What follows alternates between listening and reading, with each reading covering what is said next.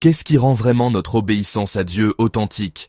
Est-ce le suivi méticuleux des règles religieuses, l'affichage public de la piété, ou quelque chose de plus profond, quelque chose de caché à l'œil humain?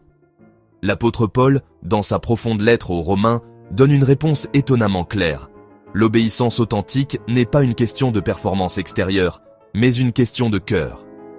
Dans Romains 2, versets 17-29, il démantèle l'idée que l'identité religieuse et les actions externes suffisent à plaire à Dieu. Il invite ses lecteurs, alors et maintenant, à regarder au-delà de la surface et à examiner le cœur même de leur motivation. Paul commence sa critique acerbe en s'adressant à un groupe spécifique, les Juifs de son époque, qui tiraient une immense fierté de leur relation unique avec Dieu. Il énumère leurs atouts spirituels avec une précision presque sarcastique. Toi qui te dis juif, toi qui te reposes sur la loi et te glorifies en Dieu, toi qui connais sa volonté et approuves ce qui est supérieur parce que tu es instruit par la loi. Il dépeint un peuple qui se sentait en sécurité, voire supérieur, parce qu'il était le destinataire choisi de la révélation divine. Il se voyait comme des guides pour les aveugles, une lumière pour ceux qui sont dans les ténèbres, des instructeurs pour les insensés. Paul aborde ensuite le thème central de son argument, la distinction cruciale entre la conformité superficielle et extérieure, l'obéissance sincère et profonde.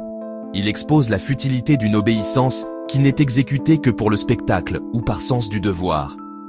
Suivre méticuleusement chaque règle, participer à chaque cérémonie, maintenir une réputation publique impeccable tout en étant profondément déconnecté de Dieu. C'est l'obéissance des mains, une justice mécanique qui polit l'extérieur, tout en laissant l'intérieur intact. Elle se soucie des apparences. Pour illustrer son propos sur les apparences extérieures versus la réalité intérieure, Paul utilise le symbole le plus puissant de l'identité juive, la circoncision. Pendant des siècles, cet acte physique fut le signe indéniable de l'alliance entre Dieu et le peuple d'Israël. C'était une marque dans la chair qui les séparait visiblement en tant que peuple choisi de Dieu. Pour beaucoup, ce signe était la preuve ultime de leur appartenance et de leur justice. C'était une source de grande sécurité et de fierté nationale. Paul, cependant, ose remettre en question la valeur ultime de ce signe extérieur lorsqu'il est détaché d'une réalité interne. Il fait une déclaration révolutionnaire. La circoncision a de la valeur si tu observes la loi, mais si tu enfreins la loi, tu es devenu comme si tu n'avais pas été circoncis. Il déclare que le signe physique est rendu insignifiant par une vie de désobéissance. Le symbole n'a de valeur que celle de la réalité qu'il est censé représenter. Si une personne porte la marque de l'alliance, mais vit d'une manière qui déshonore le Dieu qui a fait l'alliance, le signe devient un témoignage de son hypocrisie, et non de sa sainteté. L'avertissement de Paul contre le fait de se fier aux signes extérieurs de la foi est remarquablement pertinent dans notre monde numérique. La tentation de soigner une image publique pieuse n'a jamais été aussi omniprésente. Les plateformes de médias sociaux sont devenues les nouvelles places publiques où nous affichons notre justice pour que tous la voient. Publier un verset biblique, partager un chant de louange. Ajouter « suiveur du Christ » à une biographie. Ces actions peuvent être authentiques, mais elles peuvent aussi être un substitut au travail caché de cultiver un cœur sincère.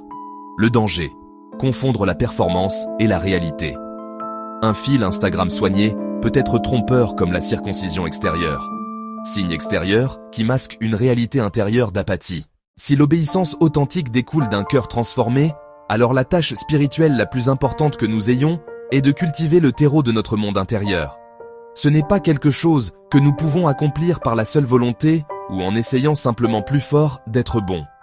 Paul indique clairement que la circoncision du cœur est accomplie par l'esprit. Cela signifie que la transformation véritable est une œuvre divine à laquelle nous sommes invités à participer. Elle commence par l'humilité, un aveu honnête que nos propres cœurs sont enclins à l'hypocrisie et que nous avons besoin de l'aide de Dieu pour changer de l'intérieur vers l'extérieur.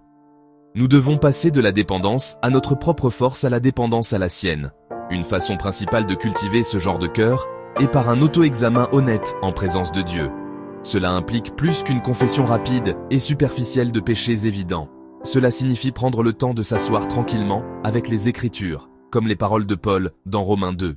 En fin de compte, le message de Paul dans Romains 2, 17 à 29 est un appel puissant et libérateur, nous éloignant d'une religion des apparences extérieures pour nous rapprocher d'une foi de réalité intérieure. Dieu ne se soucie pas principalement des symboles que nous portons, mais de la sincérité de nos cœurs. La vraie obéissance, celle qui plaît vraiment à Dieu, n'est pas une question de suivre une liste de règles pour impressionner les autres. C'est le débordement naturel et joyeux d'un cœur qui a été spirituellement transformé par l'Esprit de Dieu. Ce passage sert d'outil de diagnostic intemporel pour l'âme. Il met au défi chaque génération de croyants de regarder au-delà de leurs activités religieuses et de poser la question plus pénétrante: mon cœur est-il droit avec Dieu? Le but est l'intégrité, où notre moi intérieur et notre vie extérieure sont tissés sans couture.